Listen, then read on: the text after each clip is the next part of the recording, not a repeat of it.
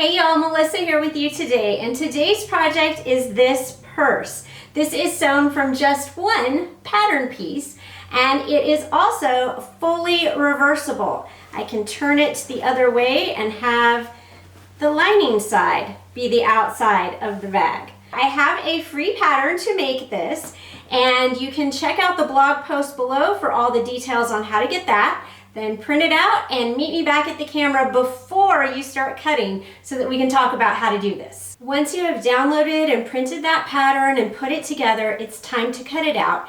And cutting out this pattern is actually the trickiest part of it, because you do not cut this with the fabric folded and get mirror images. That is not what you want to do. Instead, you need two of fabric one, and you want them both to be the same. And then you need two of fabric two, and you want them to be mirror images of fabric one. So the easiest way to do this is actually to take your fabric two, put it wrong side up, and then take fabric one, put it on top, right side up, cut your pattern out once with the pattern right side up, and then move over on your fabric and cut out another set with the pattern right side up. So you will end up with two identical of fabric one and two mirror image but identical of fabric two. Okay, so these mirror fabric one. You also want to cut out interfacing and use lightweight fusible interfacing on the wrong side of all of these fabrics. Now that is an optional step. You don't have to do it. What it does is it adds a little more body to this bag. And if you'd like to learn more about interfacing, including choosing and applying it, I've got a link below to a different post and video about that. But go ahead and fuse the interfacing to the wrong side of all your fabrics. Then what we're going to do, we are going to take both of fabric two, and we're going to line them up all around the curved edges here, and we're going to sew from here all the way around the curve to there. And we're going to do the same with fabric one. We're putting that right sides together. We are lining up the curved edges of that, and we're going to sew all the way around from one curve to where the fabric ends on the other side. And we are using a 1/2 inch seam allowance.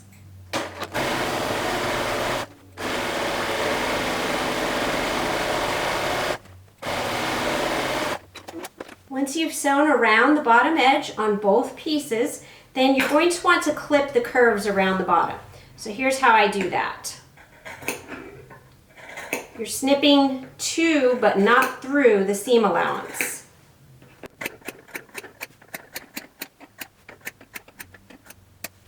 Make sure you repeat that on the lining piece as well. And then we're going to take the fabric two, or what I'm calling the lining right now, and we're going to turn this one right side out. And it can help to take, this is a stiletto or a point turner. It can help to run this around the inside of those curves to press them out nicely. And I'm actually using the head of the flamingo to do that, not the point. Then take your fabric two and place it inside your fabric one. And then we are going to match up these seam allowances here. I like to open them up and then pin. And I'm going to do the same on the other side. Now notice that these strap extensions here, I'm not pinning these seam allowances back. I actually want to go match the raw edges and add a pin up here. Then I want to match the curve of the bag here, matching the raw edges and pinning. And then I'm going to add some pins all the way up the strap. Okay, now I'm going to sew all along this edge. I'm actually going to leave a gap here between these two pins. And then I'm going to sew all the way up the strap, down this strap, and I will sew to this stitching point here, like just past it, and then I'm going to sew across this side, all the way up this strap, all the way down that strap, until I get back to where I started.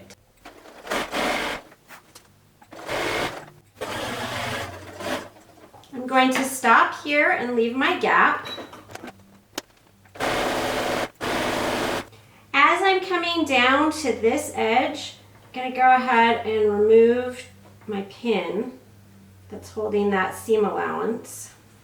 And I'm going to stitch down onto my original stitching line. Turn it, drop that needle right into the stitching line, and then I can continue.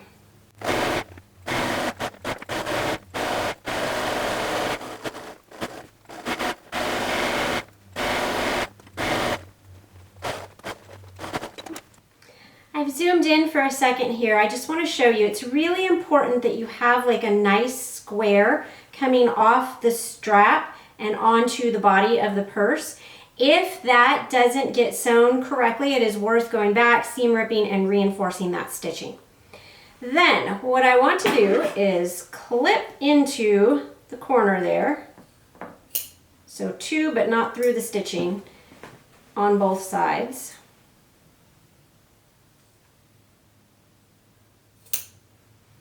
And that'll help me as I turn this right side out. I also want to go ahead and clip around this curve on the strap here.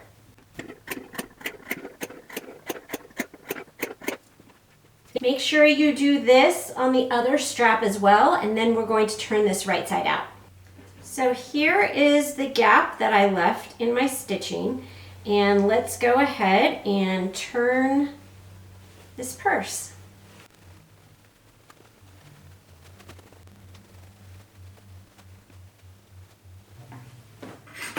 Also going to poke the stiletto into the bottom of the bags.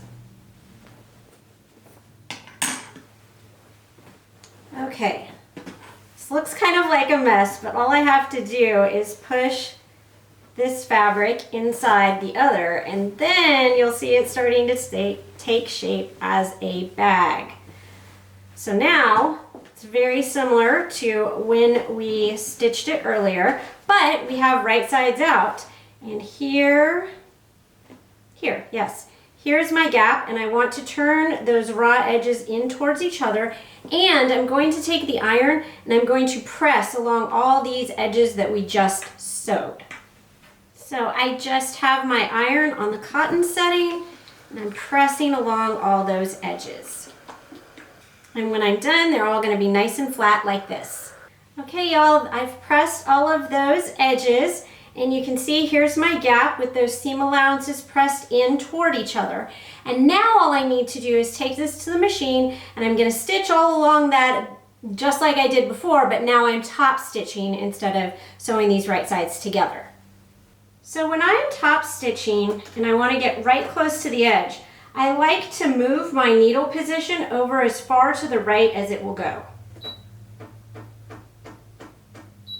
And then I just keep the edge of my presser foot lined up with the edge of my fabric.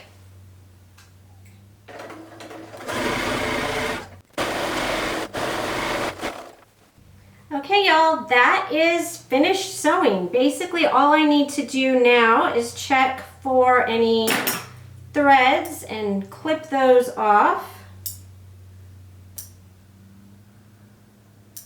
And then to finish up my bag, I'm going to tie the top in a knot. And there we go. I have a whole bag now that I can carry around. Check out this playlist for more projects that make great gifts and are easy to sew.